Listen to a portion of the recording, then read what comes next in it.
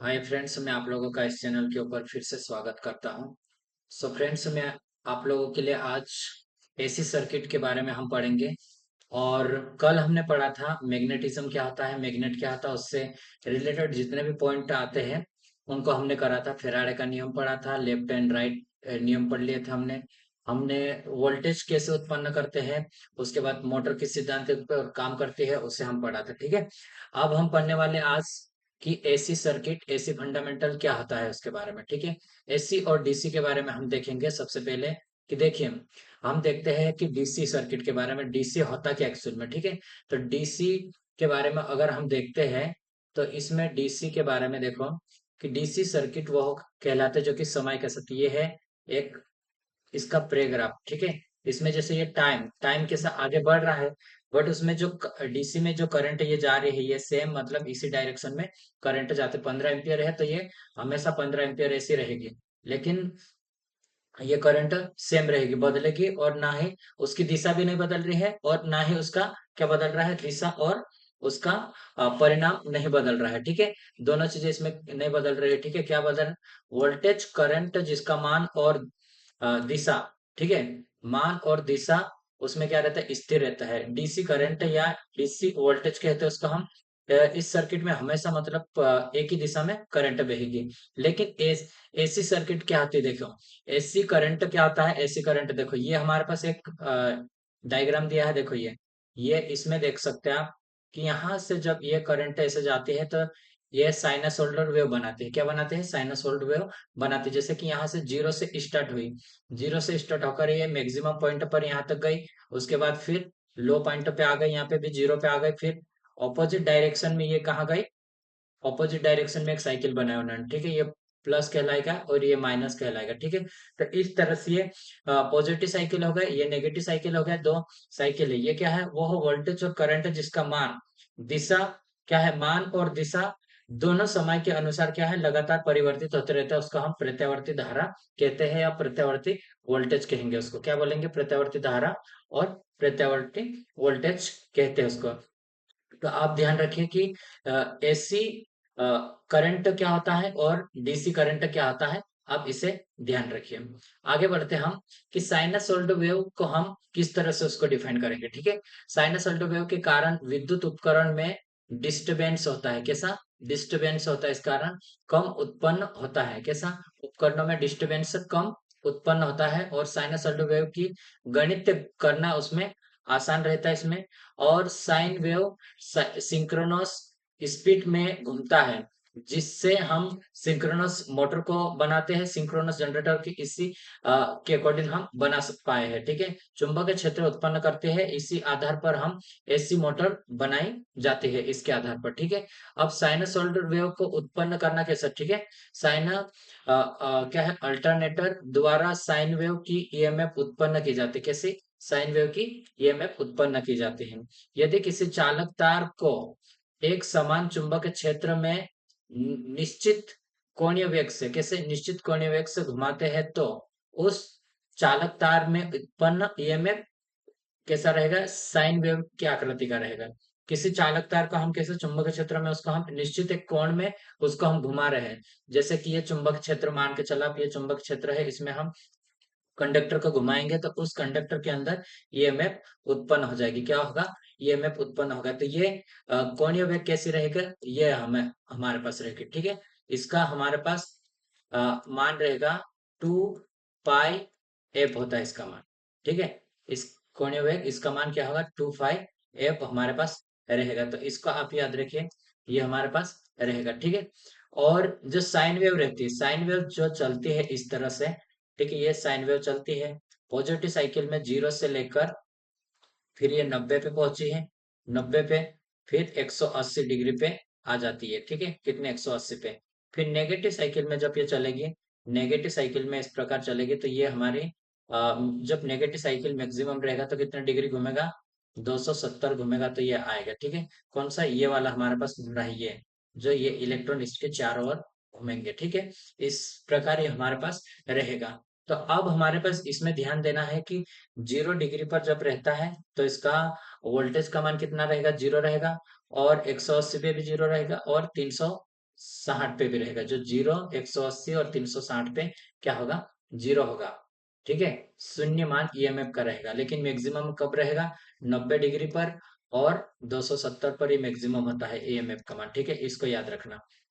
अब एक जो साइकिल बनी, जैसे कि एक ये पॉजिटिव साइकिल ऐसी बन गई, ठीक है, ये पॉजिटिव है। अब मैं इसी को ऐसे बना लेता तो एक साइकिल बन गई। ठीक है, ये साइकिल इधर की साइड क्या है, नेगेटिव है। इधर मैं इसको लगाया तो पूरा प्रॉपर क्या बना, एक साइकिल बन गई है। ठीक है, तो चालक तार को चुंबक क्षेत्र में कितने डिग्री ये घूमे हैं, यहाँ से पूरे एक साइकिल यहाँ से लेकर यहाँ तक वापस आ गए थे, 360 डिग्री ये घूम गए हैं। ठीक है, कितने घूमे हैं, 360, पूरा एक साइकिल घूमने में ये में एक साइकिल कहलाएगी। पूरा घूमेंगे तो एक साइकिल उसको कहते हैं हम। अब दूसरा डेफिनेशन हम देखते हैं कि भाई टाइम पीरियड होता क्या है। एक्चुअल में टाइम पीरियड या आवर्त काल बोलते हैं, जिसको हम इसको क्या बोलते हैं, जिसे हम टी से विषय प्रदर्शित करते हैं। इसको एक साइकिल को कंप्लीट होने में, ठीक है, जो एक साइकिल मैंने आपको बनाया दिख, एक साइकिल ये वाला, ठीक है, ये जैसे मान के चलो तो ये एक साइकिल हुआ। ठीक है, एक साइकिल पॉजिटिव या नेगेटिव दोनों चलना चाहिए। इतना कंप्लीट होने में जितना समय लेता है, ठीक है, उससे हम टाइम पीरियड कहते हैं। ठीक है, इसको टाइम पीरियड करेंगे। उसके बाद तीसरा एक डेफिनेशन ये है कि फ्रीक्वेंसी क्या होती है, फ्रीक्वेंसी को आवृत्ति कहते हैं। आवृत्ति को हम एफ से प्रदर्शित करेंगे। और आवृत्ति की डेफिनेशन क्या रहती है कि एक सेकंड के अंदर, एक सेकंड के अंदर जितनी साइकिल, मतलब साइकिल उत्पन्न होती है, साइकिल पर सेकंड इसका हम या यूनिट हो जाएगी, या फिर हर्ट्ज इसकी यूनिट होगी। क्या होगी, साइकिल पर सेकंड या हर्ट्ज इसकी यूनिट होगी। ठीक है, इसमें आप ध्यान रखिए कि साइकिल पर second is equal to hertz रहेगा।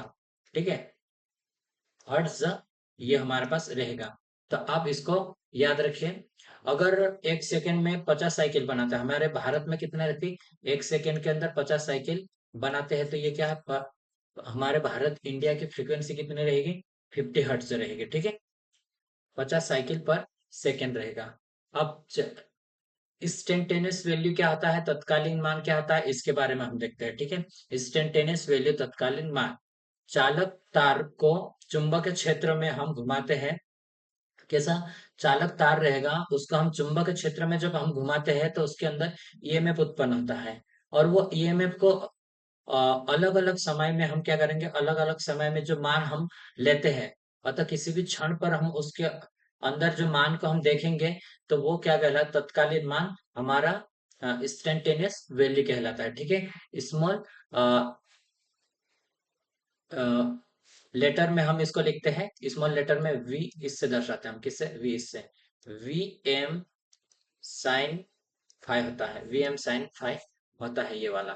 ठीक है, अब इसका मान आप देख सकते हो, साइन फाइव का मान, साइन फाइव का मान ओमेगा टी। तो ओमेगा टी का मान क्या था, 2 पाई एफ था। तो इसका हम लिख सकते हैं भाई कि 2 पाई एफ टी भी लिख सकते हैं। ये अलग अलग, ये हमारे पास इसका और इसका मान याद रखिए। अगर एफ बराबर क्या होगा, 1/टी होगा। क्यों, क्योंकि ये जो कि जितना टाइम लेगा हमारा, टाइम अगर बढ़ता है तो फ्रीक्वेंसी का मान कम हो जाएगा। ठीक है, फ्रीक्वेंसी क्या है कि एक सेकंड में जितने भी साइकिल होगा वो फ्रीक्वेंसी है। और टाइम पीरियड क्या है कि एक साइकिल को कंप्लीट होने में लिया गया समय है। ठीक है, तो ये हमारे पास आ जाएगा। ठीक है, ये इससे हम इसका मान रखा, ओमेगा टी का मान, तो ये हमारे पास बना। ओमेगा टी का मान हमने रखा, 2 पाई एफ रखा, तो हमारे पास ये बन जाएगा। ठीक है, अब इसका मान हम पूरा रख सकते हैं एक साथ। ठीक है, अगर हम एफ का मान रखते, ये एफ का मान क्या हो जाएगा, ये हो जाएगा 1/टी हो जाएगा एफ का मान। तो ये हमारे पास आ जाएगा 2 पाई टी बटे। ठीक है, और नेक्स्ट अगर हम देखते हैं इसमें कि साइनसॉइड वेव अगर हमारे पास जैसे ये दिया है, ठीक है, साइनसॉइड वेव दिया है, उसका मान का मान 100 है, कितना, 100 वोल्ट होता है। तो उसका 30 डिग्री पर, यहाँ पे 30 डिग्री है जो आपको दिख नहीं पा रहा होगा, ये 30 डिग्री तथा 225 डिग्री पर ईएमएफ का मान ज्ञात करना है। किसका मान ज्ञात करना है, ईएमएफ का मान ज्ञात करना है। तो देखो पहले हम क्या करेंगे, वी, एक मिनट, वी स्मॉल में लिखा, और वी साइन थीटा है। अब साइन थीटा का मान हम कितने, 30 पे निकालना है और 225 पे निकालना है। तो हम वीएम का मान कितना था, ये 100, और साइन थीटा 30, साइन थीटा 30 का 1/2 हो जाएगा इसका मान। ठीक है, ये कितना है, साइन थीटा का मान ये इतना। ठीक है, साइन 30 का मान, थीटा का 30 का मान, तो ये 1/2 है, तो ये 2 से इसको हम काटेंगे तो कितना 50 आ जाएगा, 50 वोल्ट आ जाएगा ये हमारे पास। ठीक है, अब नेक्स्ट हम सेकेंड वाला देखेंगे। सेकेंड वाला क्या है, जो कि 225। ठीक है, 225 अगर हम इसमें साइन का मान रखते हैं, 225 रखा पहले साइन का मान, उसका हम क्या करेंगे 180 प्लस 45 में उसको हम कन्वर्ट कर देंगे। ठीक है, 180 प्लस 45 कितना होगा 225 होगा। तो ये हमारे पास 180 प्लस 45 ये होगा, और इसको हम कन्वर्ट कर लेंगे इसमें, तो ये माइनस साइन 45 हो जाएगा। ठीक है, किसमें माइनस साइन 45 हुआ, और ये 100 का 100, तो ये माइनस का था तो इधर हमारा माइनस का हो जाएगा ये। और साइन 45 का मान जैसे कि 30 साइन 30 का मान कितना था 1/2। ठीक है, और 45 का मान हो जाएगा 1/√2 होगा। ठीक है, इसी प्रकार आगे भी होता है, 60 का मान भी इसमें रहता है √3, और इस प्रकार मतलब रहेगा आगे। ठीक है, पूरा आप देख सकते हैं इसमें। जो पूरा एक मैथ्स के चैप्टर है उसमें आप इसको याद रख सकते हो। ठीक है, हम उसको नहीं पढ़ रहे थे इसलिए हम इसको फोकस करेंगे। ठीक है, माइनस तो 45 का मान कितना 1/√2 हुआ, और ये 100 है हमारे पास। ठीक है, 1/√2 का मान अगर हम देखते हैं 1/√2, अगर इसको हम ले जाएंगे तो 0.707 होता है इसका मान। ठीक है, कितना 0.707 होगा। इसमें हम इसको करेंगे काटेंगे तो ये हमारे पास कितना आ जाएगा 707 इसमें, और इसका गुना करेंगे तो हमारे पास कितना आ जाएगा -70.7 वोल्ट हमारे पास आ जाएगा। ठीक है, तो आप इसको कन्वर्ट करना सीखना, और उसको आप सीख जाओगे तो ये हमारे पास आ जाएगा। अब नेक्स्ट क्वेश्चन है आई बराबर हमारे पास क्या होगा, आई बराबर Im साइन 314t है ये। ठीक है, मैं करंट फ्रीक्वेंसी ज्ञात करना है, इसमें क्या ज्ञात करना है फ्रीक्वेंसी ज्ञात करना है। तो मैंने बोला था आपको कि ओमे फाई बराबर ओमेगा टी होता है, और ओमेगा बराबर 2 पाई एफ होता है। अब हमें यहाँ पे इसको निकालना है हमें। ठीक है, करंट का मान हमारे पास नहीं दिया है, ठीक, इसका मान दिया है ये, तो ये कितना है 2 पाई एफ बराबर 300 314 है। ठीक है, और टी हमारे पास सैंपल ही रहेगा, इसमें हम फ्रीक्वेंसी को निकालना है। फ्रीक्वेंसी एफ बराबर 314/पाई एफ हो जाएगा ये। ठीक है, इसको हम कट करेंगे तो ये हमारे पास आंसर आ जाएगा। अगर आप इसको मैं बताता हूँ आपको, देखो ये हमारा 314 है ये। ठीक है, ये वाला 314 है। ठीक है, आप इसको देख पा रहे होंगे 314 ये वाले हैं। ठीक है, अब दो और पाई का मान कितना होता है 3.14 होता है। इसको हम काटेंगे तो हमारे पास ये आ जाएगा। ठीक है, जैसे कि अगर हम क्या लिख सकते, देखो मैं आपको बताता हूँ, 314/2 गुणित 3.14 है। अगर पॉइंटों को हटाए तो 2 जीरो यहाँ लगा लो, और इससे इसको काट लो तो ये एक बार में कट जाएगा, 100 आ जाएगा। 100 2 से काटेंगे हम तो ये 50 आ जाएगा। कितना आया 50 हर्ट्ज हमारा राइट आंसर होगा। ठीक है, कौन सा है 50 हर्ट्ज हमारा राइट आंसर हो जाएगा। अब हम देखेंगे नेक्स्ट पॉइंट कि भाई हमारे पास इन फेज में क्या होता है, आउट ऑफ फेज क्या होता है, और फेज क्या होता है उसके बारे में हम देखेंगे। ठीक है, फेज के बारे में अगर हम देखते हैं तो देखो कि यदि दो या उससे अधिक प्रत्यावर्ती धारा मतलब एसी राशि, ठीक है, एसी सर्किट जैसे वोल्टेज या करंट हो गया, तो एक साथ मतलब शून्य से प्रारंभ होते हैं, मतलब ये शून्य है, यहाँ से एक साथ प्रारंभ होकर उच्चतम मान पर भी एक साथ गए, यहाँ पे उच्चतम मान, तो इसी टाइम पे यहाँ पे भी उच्चतम मान है। ठीक है, ये वाला भी, और न्यूनतम मान पर जैसे इस पॉइंट पे भी एक साथ आई है उन्होंने, और फिर नेगेटिव में भी उच्चतम मान पर ये भी एक साथ आए, और यहाँ पे जीरो पे भी एक साथ आई, तो इसको हम फेज बोलेंगे। ठीक है, इन फेज मतलब एक ही फेज के साथ में ये चल रही है, तो दोनों के बीच में इसमें कुछ भी डिफरेंस रहेगा, फेज डिफरेंस कितना रहेगा 0 रहेगा। जो वोल्टेज और करंट के बीच में जो फेज डिफरेंस कितना है 0 रहेगा इसमें। ठीक है, तो आउट ऑफ फेज क्या होता है अब मैं आपको बताता हूँ, आउट ऑफ फेज के बारे में आपको मैं बताता हूँ। ये आउट ऑफ फेज की डेफिनेशन है। ठीक है, यदि दो या दो से अधिक मतलब किसी अल्टरनेटिव क्वांटिटी, कौन सी है अल्टरनेटिव प्रत्यावर्ती राशि है, जो एक साथ शून्य से प्रारंभ ना होकर, मतलब जैसे एक साथ ये शून्य है, यहाँ पे शून्य एक साथ से नहीं हो रहा, जैसे सबसे पहले क्या हो गया ये करंट वोल्टेज हो गई है, ये वोल्टेज हुआ। उसके बाद ये थोड़ी देर बाद इतना डिफरेंस के बाद क्या इसमें बढ़ा ये करंट स्टार्ट हुआ। तो ये दोनों के बीच में जो डिफरेंस है, ठीक है, ये मैक्सिमम पॉइंट पे गया तो ये इस टाइम पे आया, और ये इस टाइम पे यहाँ पे आ रहा है, ठीक है, इस टाइम पे आ रहा है। तो अलग अलग टाइम पे चल रहा है, जैसे कि हमारा एक ये क्या है कि ये हमारे पास इस टाइम पे क्या हो रहा है, वोल्टेज चल रहा है, ठीक है, वोल्टेज। उसके बाद कुछ समय के बाद फिर ये करंट चल रहा है, ठीक है, क्या है, ये करंट है, तो इतने डिग्री पीछे चल रहा है वो, ठीक है, पहले वोल्टेज चलेगा और बाद में क्या चल रहा है, करंट चल रहा है, ठीक है। तो वोल्टेज को हम इस तरह से लिख सकते हैं, वोल्टेज मतलब एक, अगर हम इसको कांस्टेंट मानते हैं, ठीक, तो ये V M sine omega T, मतलब इस टाइम पे ये स्टार्ट हो रहा है, ठीक है। और ये हमारे पास जो रहेगा हाई, मतलब देरी से कौन चल रहा है, करंट प्रारंभ से इतनी कम में चल रहा है, तो इसको हम कैसे लिखेंगे कि वी आई एम साइन किसमें चलेगा, ओमेगा टी प्लस करेंगे में जितना भी हाई एंगल बनेगा उतना ये हमारे पास आ जाएगा, ठीक है, ये हमारे पास आएगा। तो ये या तो प्लस में आएगा या माइनस में आएगा। अगर वो कैसा रहेगा, लेगिंग में है तो माइनस में आएगा। इसमें हम क्या था, इसमें इसके अकॉर्डिंग बनाया तो इसका प्लस में है। जैसे इसमें पहले ये चल रहा है करंट, यहाँ से शुरू हो गया ये करंट, ठीक है, यहाँ से इतने डिग्री, ये 5 वाला आ गया, और यहाँ से वोल्टेज शुरू हुआ। और जो पीछे वाला था हमारे पास ये वाला, इसमें क्या है, करंट। जैसे अगर करंट का मैं अगर निकालता हूँ, तो I am sine omega T minus 5 आएगा, ये हमारे पास पीछे से चल रहा है, तो ये लेगिंग की कंडीशन में, ठीक है, पश्चगामी रहता है, ये कैसा, पश्चगामी। और ये वाला कौन सा है, अग्रगामी रहेगा, ये लीडिंग कंडीशन बोलेंगे या तो फिर इसको अग्रगामी बोलेंगे, ठीक है, लीडिंग या अग्रगामी, ठीक है। तो इसको याद रखिए आप। फेज में क्या होता है, फेज आउट में क्या होता है, आउट ऑफ फेज में क्या होता है, इसको ध्यान में रखिए, ठीक है। दोनों चीजें लेगिंग की कंडीशन में क्या होगा और इसमें क्या होगा, तो वो इस तरह से इसमें भी बहुत सारे क्वेश्चन आपको पूछ सकता है, ठीक है।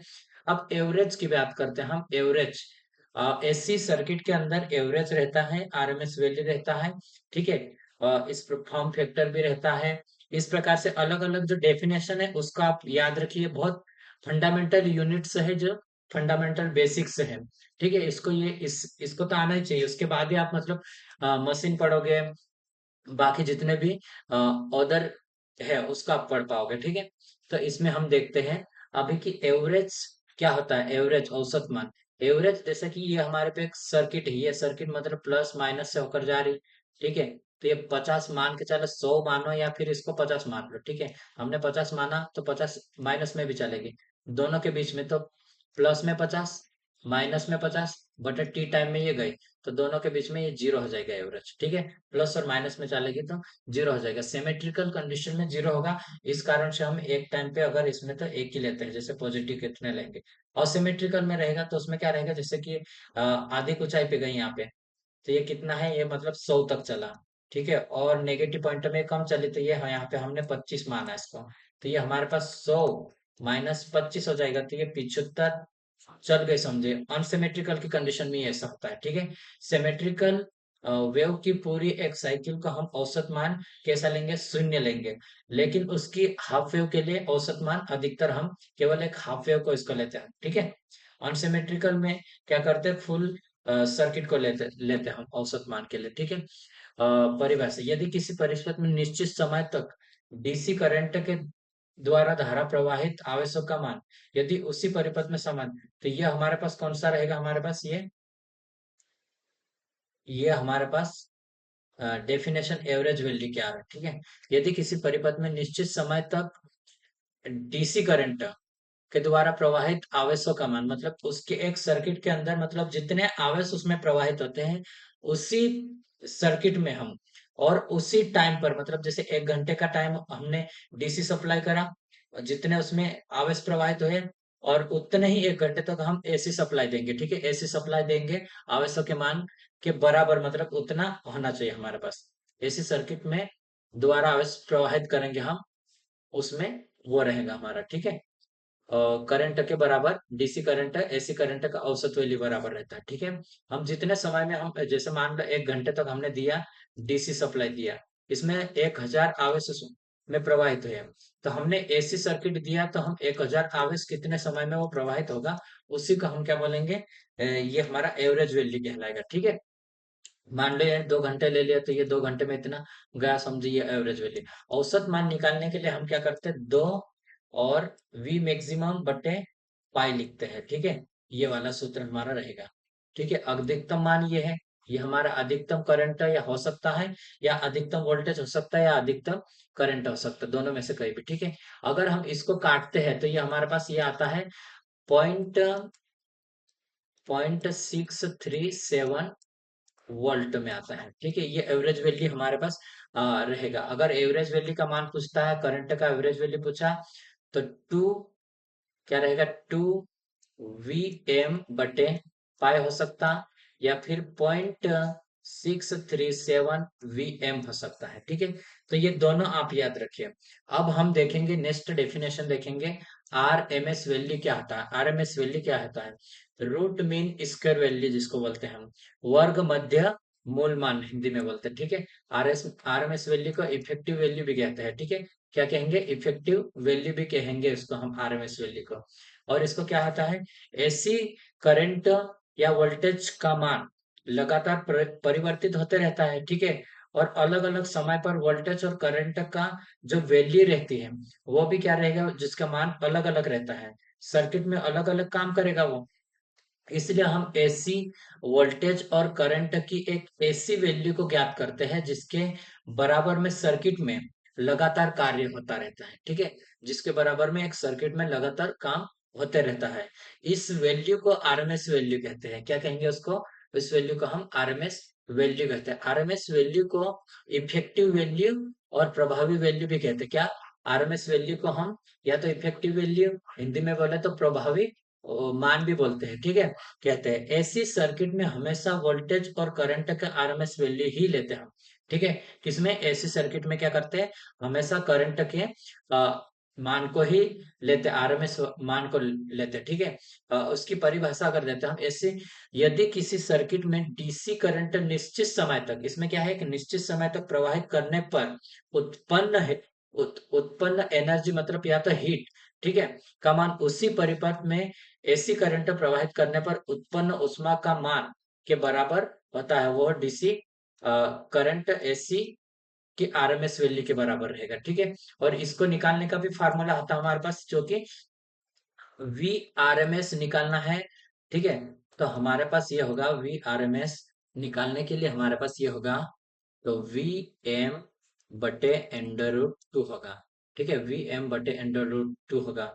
और वी एवरेज निकाला हमने, किससे निकाला था, टू वी एम बटे 2m पाई था, ठीक है। इसका मान और इसका मान दोनों के बीच में, ये डायरेक्टली आईटी लेवल पे डायरेक्ट मतलब आपको पूछ सकता है ऐसा, ठीक है, डायरेक्ट पूछेगा ये। अगर इसको हम काटते हैं, इसको हम काट लेते हैं, ठीक है, इसको, तो ये हमारे पास हो जाएगा 0.707 हमारे पास आंसर होगा, ठीक है। 70 वीएम रहेगा ये हमारे पास, यहाँ पे वी हमारा रहेगा, ठीक है। तो इसको ध्यान देना आप।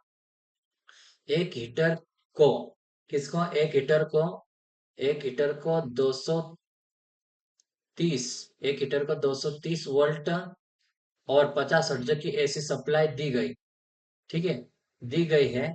तो 230 वोल्टेज का कौन सा मान होता है, 230 वोल्टेज का कौन सा मान, तो ये हमारे पास आरएमएस मान रहेगा। कौन सा मान, आरएमएस मान रहेगा।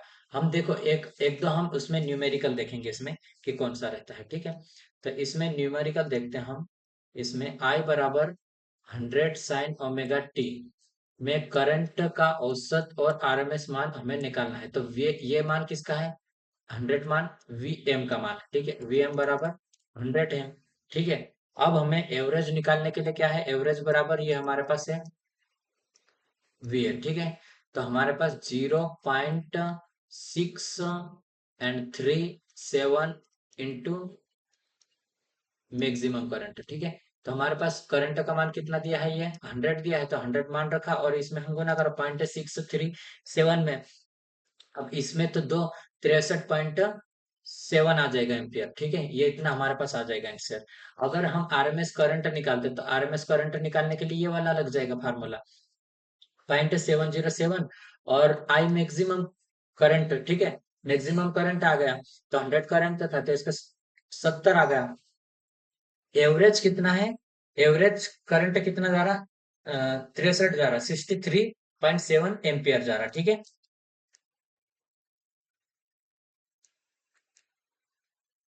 और आरएमएस करंट कितना जा रहा है इसमें, आरएमएस करंट हमारा कितना जा रहा है, तो 70 जा रहा है, 70.7 जा रहा है, ठीक है। अब हम देखते हैं नेक्स्ट डेफिनेशन क्या देखेंगे, कि देखो, इसमें हम देखेंगे फॉर्म फैक्टर होता क्या है। फॉर्म फैक्टर देखो, मैं बहुत कोशिश ये कर रहा है कि सामने एग्जाम हमारी एमपी के अंदर जो बिजली बोर्ड की है और आरआरबी की भी बहुत जल्दी एग्जाम होने, 1 से 2 महीने में इसकी भी एग्जाम रहेगी, 2 से 3 महीने के अंदर रहेगी आरआरबी की। तो इतना टाइम नहीं है कि मैं पूरा लिख लिख के आपको समझाऊं, ठीक है, इतना टाइम नहीं है, इसलिए मैंने पूरे नोट्सों को लेकर आया हूँ। और नोट्सों में एक हमारा बेनिफिट ये है कि हम लिखने की ज्यादा आवश्यकता नहीं है, ठीक है, लिखने की ज्यादा नहीं आवश्यकता, हम फटाफट इसको रिवीजन करेंगे। अगर आप रिवाइज भी करते हैं, दूसरा भी रिवाइज करोगे आप, ठीक है, तो ये अब आराम से ये हो जाएगा, ठीक है। फॉर्म फैक्टर मतलब फॉर्म फैक्टर में क्या रहेगा, आरएमएस वैल्यू बटे एवरेज वैल्यू रहेगा, ठीक है। आप ध्यान देना कि आरएमएस वैल्यू वीएम बटे एवरेज वैल्यू, एवरेज, ठीक है, वीएम एवरेज वैल्यू रहेगा हमारे पास, मान रहेगा, ठीक। तो ये हमारे पास आरएमएस वैल्यू का था। देखो आरएमएस वैल्यू होता है एक्चुअल में, मैं आपको बताता हूँ, यहाँ पे थोड़ा सा मैं करूंगा, यहाँ पे लिख के बताता, ठीक है। यहाँ पे RMS V R M S के बारे में बोल रहा हूँ। तो यहाँ पे होगा वी आर एम एस क्या होगा, वी एम बटे अंडर रूट 2 है। और वी एवरेज, एवरेज की बात करता हूँ तो ये हमारे पास 2 एम बटे पाई होगा। तो एक तो ये हमारे पास समीकरण है, एक दो है ये, ठीक है। फॉर्म फैक्टर में क्या हो रहा होगा, फॉर्म फैक्टर में, ठीक है, form factor is equal to में क्या हो रहा हमारे पास, आरएमएस बटे एवरेज है, ठीक है। आरएमएस में क्या है, वी एम बटे अंडर 2 है, ठीक है, इसके बटे में ये टोटल रहेगा। तो ये हमारे पास रहेगा 2 वी एम बटे पाई रहेगा, ठीक है। इसको हम अगर ऐसा करते हैं, ठीक है, तो ये वी एम बटे पाई इंटू, अगर इसको हम उल्टा करते तो पाई बटे 2 वी एम होगा। तो वीएम से वीएम कट जाएगा, बटे में पाई बटे 2, ये हमारे पास रहेगा, ठीक है। या तो हमारे पास फॉर्म फैक्टर का मान ये रहेगा, ठीक है, या फिर मैं आपको एक और बताता हूँ, कि जैसे फॉर्म फैक्टर में ये था हमारे पास, तो आरएमएस वैल्यू को हम ऐसे लिखते हैं, जब हम पॉइंट में लिखते हैं तो, ठीक है, 707, और इंटू में ये करेंगे, ठीक है, बटे में हम क्या करेंगे, 0.637 है, ये 637 आईएम है, ठीक है। आईएम से आईएम ही कट गया, और ये हमारे पास बचेगा, इसको हम कटेंगे तो 1.1 हमारे पास आ जाएगा ये आंसर, ठीक है। और वर्गाकार और आयताकार कि वेव फॉर्म जो रहेगी, वेव रहेगी उसका, ठीक है, उसका फॉर्म फैक्टर का मान 1 होता है, ठीक है, कितना रहेगा उसका, 1 होगा। और हम फॉर्म फैक्टर के बारे में देख रहे हैं, ठीक है। फॉर्म फैक्टर मैंने आपको बता दिया क्या क्या उसका पॉइंटर रहता है, और बहुत इंपॉर्टेंट है फॉर्म फैक्टर, एक बार आप पूरी तरह से उसको ध्यान दीजिए और इसको याद रखिए, ठीक है। और नेक्स्ट डेफिनेशन हम देखेंगे कि नेक्स्ट डेफिनेशन क्या है, पीक फैक्टर क्या है। पीक फैक्टर को शिखर मान भी बोलते हैं, या एम्पलीट्यूड फैक्टर भी बोलेंगे, या क्रेस्ट फैक्टर भी बोलते हैं, ठीक है। पीक फैक्टर ये होता है जैसे कि पीक फैक्टर में मैक्सिमम वैल्यू बटे आरएमएस वैल्यू रहता है, ठीक है। क्या है मैक्सिमम वैल्यू, क्या होता है हमारे पास, वी एम बटे में आरएमएस वैल्यू क्या है हमारे पास, आरएमएस वैल्यू वी एम बटे अंडर रूट 2 है। तो वीएम से वीएम कट जाएगा, और ये अंडर रूट 2 आ जाएगा हमारे पास। अंडर रूट 2 का मान क्या होता है, 1.414 होता है। तो ये हमारे पास आ जाएगा, पिक फैक्टर का मान आएगा, ठीक है। पिक फैक्टर का मान कैसे निकालते हैं, मैक्सिमम वैल्यू बटे, मैक्सिमम वैल्यू हमने ये रखा, ठीक है, नीचे क्या है, आरएमएस मान रखा, आरएमएस मान का इसको हमने इसमें रख के देखा, तो हमें क्या निकला, ये आप देख सकते हैं इसको, ठीक है। अगर मैं नेक्स्ट की बात करता हूँ साइन वेव की, अगर हम इसमें देखते हैं तो ये हमारे पास ये आ गया है, लेकिन साइन वेव और पीक फैक्टर इसमें ये रहेगा। ठीक है, अंडर रूट में अगर दिया रहेगा 2 रहेगा, और पॉइंट में रहेगा तो 1.414। ठीक है, क्या है 1.414 है, तो इसको याद रखना।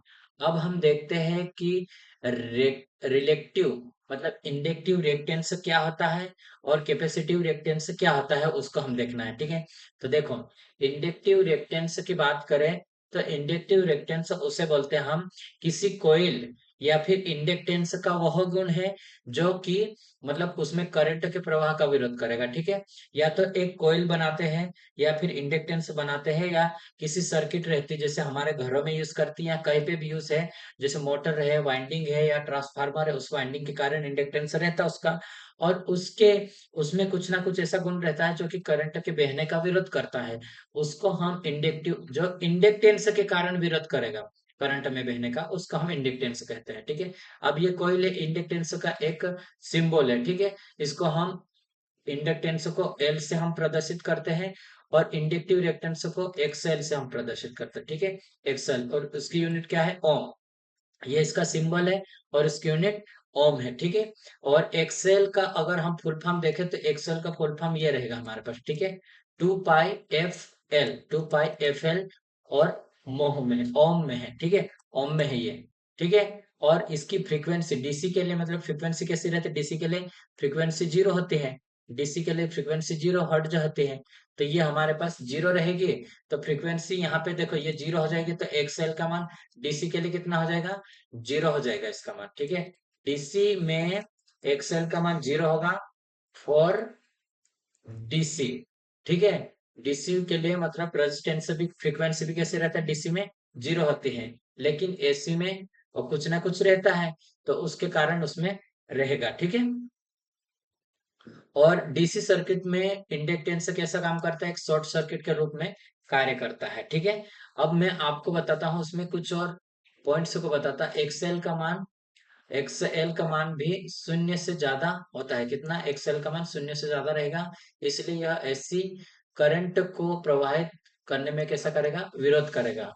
अतः एसी करंट को प्रवाहित होने से रोकता है ये। ठीक है, कैसा, उसमें रोकता है। इसमें क्या है, एक न्यूमेरिकल दिया, जैसे ये सर्किट है, ये हमारे पास एक सर्किट है, और सर्किट में एक्सएल का मान 20 रखा उसने, और वोल्टेज का मान हमारा 200 रखा है। इसमें आई का मान निकालने के लिए वी बटे एक्सएल करेंगे। एक्सएल क्यों, क्योंकि यहाँ सर्किट में आर का मान, आर का काम ये कर रहा है एक्सएल। ठीक है, तो वोल्टेज कितना है हमारे पास, 200 वोल्ट है, बटे में हम क्या करेंगे, 20। ठीक है, 20 क्यों करा, एक्सएल का मान है, तो 0 से 0 इसको हमने काटा, 2 से 2 काटेंगे तो ये 10 ओम आ जाएगा। ठीक है, कितना ओम है, 10 ओम है ये।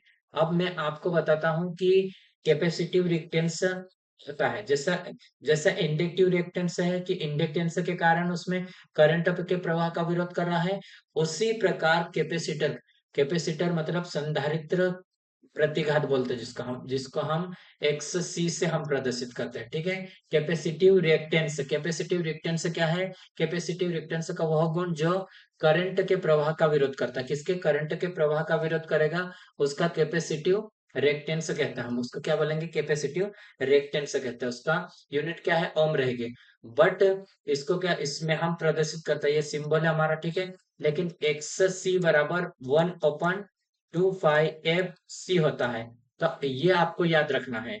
ठीक है, ओम में होता है। ठीक है, और उसी प्रकार डीसी में, डीसी में क्या है, फ्रीक्वेंसी हमारी 0 है, तो अगर डीसी में ये फ्रीक्वेंसी, ठीक है, कौन सी, ये वाली फ्रीक्वेंसी, ये फ्रीक्वेंसी अगर हमारी 0 रहती है, 0 रहती तो इसका मान कितना रहेगा, मैक्सिमम या फिर इंफिनिटी होगा। ठीक है, ये इंफिनिटी हो जाएगा हमारा। ठीक है, तो इसी प्रकार इसको आप ध्यान दीजिए। ठीक है, और डीसी सप्लाई में फुल चार्ज की कंडीशन में कैपेसिटर ओपन सर्किट के रूप में काम करेगा, और अगर डिस्चार्ज है तो वो शॉर्ट सर्किट के रूप में काम करेगा, उसमें प्रवाहित नहीं होगा, करंट के साथ प्रवाहित नहीं होगा। अब सप्लाई, एसी सप्लाई में फ्रीक्वेंसी बढ़ाने पर एक्सएल का मान क्या होगा, एसी सप्लाई में फ्रीक्वेंसी कैसे बढ़ेगी, एक्स एक्स सी है, तो 1/2 पाई एफ सी की बात कर रहा मैं। ठीक है, 1/2 पाई एफ सी। तो इसमें हम फ्रीक्वेंसी को क्या कर रहे हैं, बढ़ा रहे हैं, तो हमारा एक्सएल का मान कम हो जाएगा एसी के अंदर, ठीक है, घटता है। अब मैं आपको बोलता हूं कि एसी के अंदर, अब मैंने क्या बोला, एसी के अंदर क्या था हमारे पास, रेजिस्टेंस है, एक तो है एक्स एक्सएल है, ठीक है, और सी है, और मतलब इंडेक्स एसी के अंदर कैपेसिटर, इंडक्टेंस और क्या है, कैपेसिटर है, इंडक्टेंस है और रेजिस्टेंस है, तीनों है। मतलब एक तो रेजिस्टेंस हमारा एक, दो एंड थ्री, ठीक है, ये तीन है हमारे पास।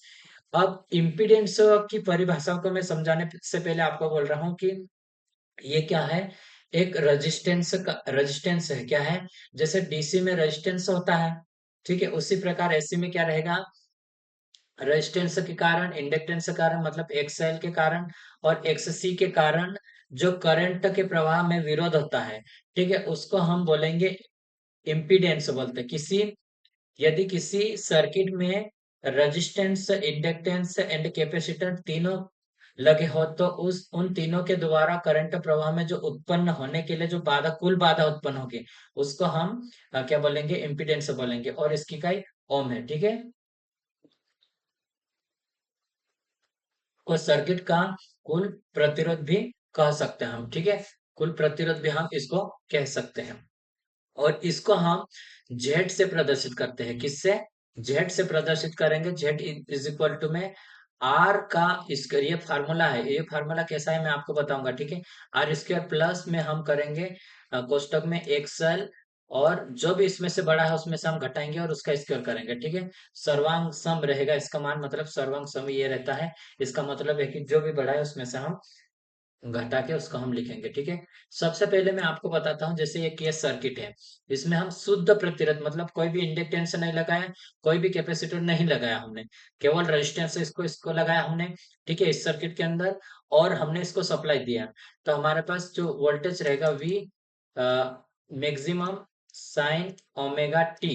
क्यों साइन ओमेगा टी रहा, क्योंकि इसमें जो भी डायरेक्शन है वो सेम रहेगी, रेजिस्टेंस में वोल्टेज ड्रॉप ये हमारे पास रहेगा और ये हमारे पास ये आ जाएगा, ठीक है। अगर मैं हम रेजिस्टेंस के बारे में बात करते हैं, फेज डिफरेंस, तो हमारे पास रेजिस्टेंस के कारण इसमें जो भी फेज डिफरेंस रहेगा, वोल्टेज जैसे आगे चला, फिर उसके पीछे में ये करंट भी सेम, लेकिन डायरेक्शन भी सेम रहेगी और मान भी उसका सेम रहेगा, ठीक है। तो यूनिटी पावर फैक्टर पे काम करता है ये, किसमें, यूनिटी पावर फैक्टर पे काम करेगा, तो ये स्मॉल वी बराबर में V M sine omega T हो गया, और स्मॉल आई बराबर I maximum sine omega T हो गया, ठीक है। ये हमारे पास करंट और वोल्टेज मतलब सेम चलेगा इस तरह से, ये मतलब सेम जीरो पॉइंट पे भी आएगा तो भी ये सेम टाइम पे आएगा, ठीक है। तो इस प्रकार से ये हमारे पास आता है। अगर उसमें एवरेज पावर निकालना है, क्या निकालना, एवरेज पावर अगर इसमें निकालना है, तो पी वी बराबर होगा हमारे पास V R M S X बटे वी आर एम एस, ठीक है। पावर निकालने के लिए अगर पी बराबर वी आई होता है, लेकिन इसमें आरएमएस का हम यूज कर रहे हैं, ठीक है। आरएमएस का मान यूज करने से हम इसका मान रखेंगे, ठीक है।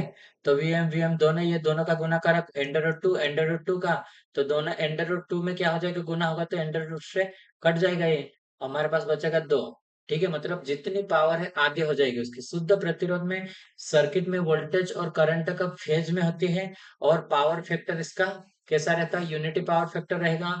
और शुद्ध प्रतिरोध में सर्किट में औसत पावर कैसे रहेगी, शून्य नहीं होती इसमें, ठीक है। रेजिस्टेंस के कारण उसमें पावर के सिरे खर्च होगी इसमें, ठीक है, शुद्ध इसके कारण रहेगी।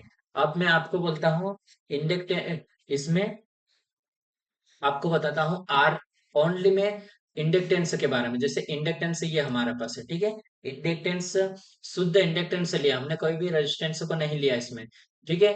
हालांकि ऐसा नहीं रहता, कुछ ना कुछ इसका रेजिस्टेंस रहता है, जो हम एक्स एल से हम इसको देखते हैं, ठीक है। इसमें देखो, अगर एक साथ हमने इसको सप्लाई दी इंडक्टेंस में, तो ये हमारे पास क्या रहेगा कि हमारा जो वोल्टेज है 90 डिग्री आगे चलेगा, ये वोल्टेज 90 डिग्री आगे चल रहा है, उसके बाद में जो करंट चल रहा है, ठीक है, इसके अंदर ऐसा चलेगा, तो फेज डिफरेंस कितना है, 90 डिग्री हो जाएगा ये।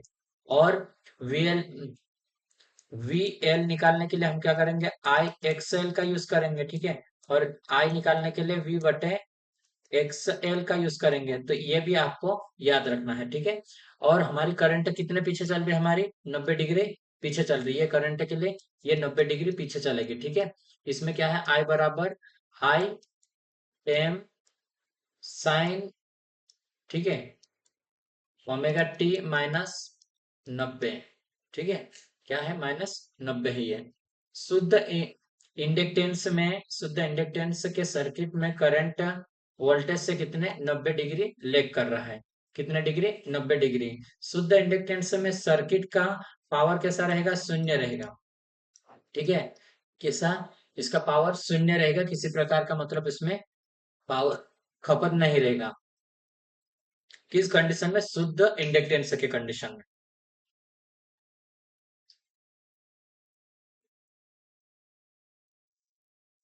और नेक्स्ट है, इस सर्किट की औसत पावर, अगर इसकी औसत पावर को अगर देखते हैं हम, तो शून्य होती है और शुद्ध इंडक्टेंस पावर खर्च नहीं करेगा, ठीक है। इसमें अगर न्यूमेरिकल देखते हैं हम, अगर एक्सएल का हम मान रखा कितना, 20 रख लिया, और 200 तो सप्लाई है, ठीक है। ठीक, इसमें क्या है, यह सर्किट कितनी पावर खर्च करेगी, तो शून्य करेगी, ठीक है। ये हमें ध्यान रखना चाहिए, नहीं तो हम पावर निकालने लग गए तो इसमें क्या करेंगे, पावर निकाल देंगे, ठीक है। लेकिन हमें ये याद रखना है, ठीक है, पावर खर्च नहीं करेगी। अब मैं दूसरी बात करता है, शुद्ध कैपेसिटर क्या होता है, शुद्ध कैपेसिटर के बारे में बात कर रहा हूँ। कैपेसिटर क्या होता है, शुद्ध कैपेसिटर, ठीक है। ऐसी सर्किट में वी एल, तो ये हमारे पास आ जाएगा एक्स सी होता है, ठीक है। सी से इसको हम प्रदर्शित करेंगे और सप्लाई दे रहे इसको हम। तो इसमें क्या रहता है, जो हम एक फेजर डायग्राम बनाएंगे, उसमें करंट इसमें 90 डिग्री आगे चलेगा, ये हमारा करंट 90 डिग्री, ये वाला करंट है 90 डिग्री आगे चल रहा है, और वोल्टेज ये 90 डिग्री पीछे चल रहा है, ठीक है। तो इसमें क्या है कि अगर हम इसके बनाएंगे, तो वी इसमान वी एम साइन वी का, तो 90 डिग्री क्या है ये, पीछे चल रहा है ना, तो इसको हम या तो ओमेगा टी -90 भी लिख सकते हैं इसको, ठीक है। या फिर इसको ही मतलब हम लेते हैं, तो हमारे पास इस तरह से भी लिख सकते थे हम, ठीक है। क्योंकि बेस हमने इसको वोल्टेज को माना, तो हमारे पास ये लिख सकते हैं, ये आगे चल रहा प्लस में लिखा हमने इसको, ठीक है।